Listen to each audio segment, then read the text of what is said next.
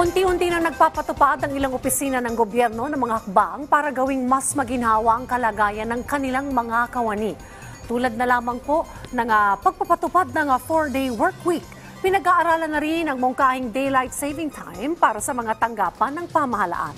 Si Alan Francisco sa report. Rise and shine, Alan. Nakatakda ng magpatupad ng 4-day work week ang Department of Finance sa kanilang mga empleyado simula sa Mayo.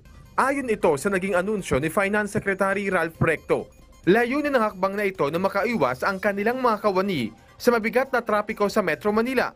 Ayon sa kalihim, makakamenos ng oras ang kanilang empleyado na makatutulong naman para sila'y maging mas produktibo. Makatutulong din ang bagong 4-day work week scheme para makaiwas sa mga empleyado sa nararanasang mainit na panahon. Hinihintay pa ang paglalabas ng memorandum ng Finance Department kaugnay ng outlines o kung paano ipatutupad ang work scheme. Dahil sa tindingan ng init ng panahon sa munisipalidad ng Binmaley sa Pangasinan, sinimulan na rin nila ang 4-day work week o trabahong Lunes hanggang Huwebes sa kanilang LGU noon pang April 22. Tatagal ito hanggang June 30, 2024. Sarado ang kanilang mga tanggapan tuwing Biyernes.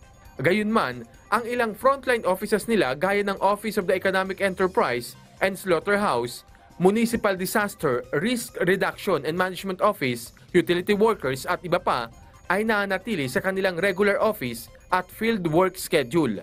Ayon naman kay Civil Service Commissioner Aileen Lizada, kung ipatutupad ang 4-day work week, dapat matiyak na hindi mawawalan ng empleyado o tao sa opisina para masigurong may mag-aasikaso sa transacting public. Pwede rin pong pagpilian dyan ng head of agency. Still a combination of a work from home and a compressed work week. Pwede po yun. So, example, you have X number of hours at home, working at home, and then X number of hours working sa opisina po. At para makatulong din sa pagtitipid ng kuryente, maaari ring pag-aralan ang daylight saving time sa mga tanggapan ng gobyerno.